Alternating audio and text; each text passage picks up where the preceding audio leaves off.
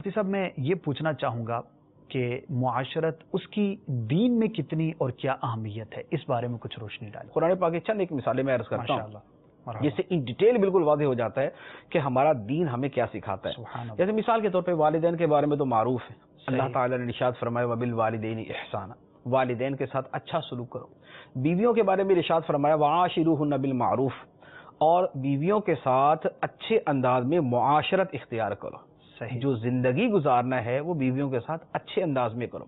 रिश्तेदारों के बारे में फरमाया वबिदिल कुर्बा, और रिश्तेदारों के साथ हुस्न सलूक करो। या फरमाया व आति ज़िल कुर्बा हक़्क़हु, और रिश्तेदार को उसका हक दो।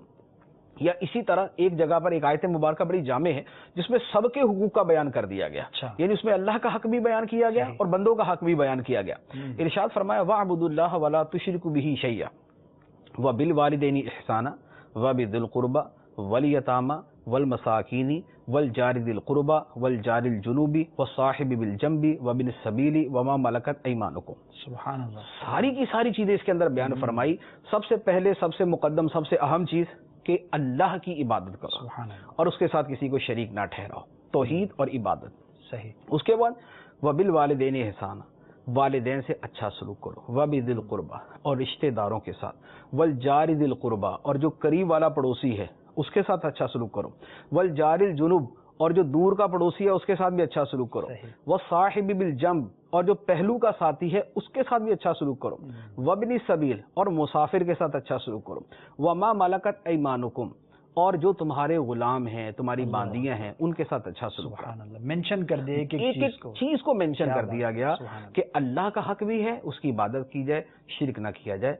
वालिदैन का हक है, रिश्तेदारों का हक है, जो करीब का पड़ोसी है उसका भी हक है, जो दूर का पड़ोसी है उसका भी हक है। सही। इस आयत के और भी मानी बयान किए गए, लेकिन एक राज्य माना मैं आपको अर्ज कर रहा हूँ कि वल जारि दिल कुर्बा, जो करीब वाला पड़ोसी है, वल जारिल जुनूब, और जो दूर का पड़ोसी है, वस साहिबि बिल जंब, और पहलू का साथी।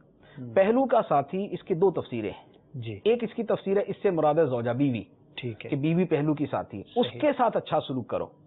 और दूसरा इसका मतलब ये बयान किया गया कि अगर कहीं रास्ते में आते जाते तुम्हारे साथ सवारी के ऊपर दूसरा आदमी बैठा हुआ है, वो भी तुम्हारे पहलू का साथी है, भले थोड़ी देर के लिए आया है। तो जैसे हम यहाँ से बस पे बैठते हैं और अगले स्टॉप पे जाके उतर जाते हैं, उस रास्ते के अंदर भी जो शख्स हमारे साथ बैठता है, या हम किसी डॉक्टर के पास गए, या हम किसी स्टोर पर गए, किसी जगह बिल जमा करवाने गए, हमारे साथ जो हमारी सीट पर साथ में बैठा हुआ आदमी है, वो भी हमारा पहलू का साथी है।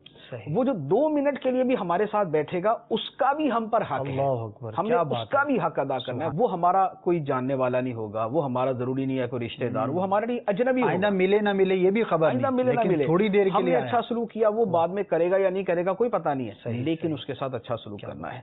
अच्छा, उसके साथ वबिनी सबील, और मुसाफिर के साथ, जिसको हम जानते ही नहीं है, जिसको पहचानते नहीं है, जिसको हमने पहले कभी देखा नहीं है, आइंदा देखने का पता नहीं है, उसके साथ भी अच्छा सलूक करो। वमा मलकत ऐमानुकुम, और जो तुम्हारे गुलाम बांदियां हैं। अब इसी के ज़िम्मन में हमारे ज़माने के एतबार से जो है वो नौकर वगैरह शामिल हो जाएंगे कि जो तुम्हारे मातहत हैं, तुम्हारे नौकर हैं, तुम्हारे मुलाजिम हैं, या तुम्हारे गुलाम लौंडियां हैं, जो आयत का असल माना है, तो उनके साथ भी अच्छा सलूक करो। सुभान अल्लाह। अब ये आयत मुबारक देखें कि एक ही आयत के अंदर इबादत का, तौहीद का, शिरक से बचने का और उसके साथ दीगर चीज़ों का हुक्म बयान किया गया। ये है सारी मुआशरत।